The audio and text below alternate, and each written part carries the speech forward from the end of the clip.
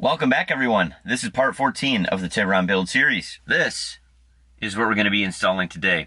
This is a short throw shifter, which should make for some incredibly smooth shifts. As always, you know how it goes. If I can do it, you could do it too, because I'm a rookie.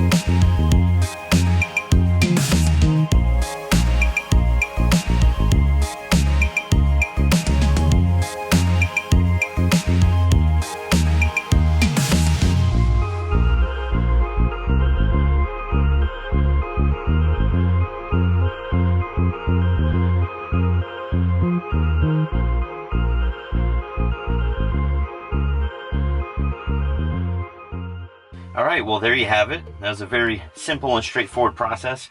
Again, anyone can do that. That's really easy. You only need one tool. That's an 8mm socket. And I have to say, this does feel pretty good. Very nice. It is significantly lower. I mean, the old shifter probably came up to about here. This is about 2 inches lower. So I might toy with the idea of getting a longer shift knob. That way it's not as low. But man, yeah, that feels really nice. Feels really good.